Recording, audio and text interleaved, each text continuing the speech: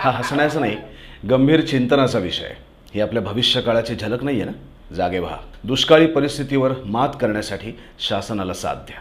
पाण्याचा काटकसरीने वापर करा. पाणी वाचवा, भविष्य वाचवा. दिशा परिवर्तनाची, उज्ज्वल भविष्याच्या पायाभरणीची.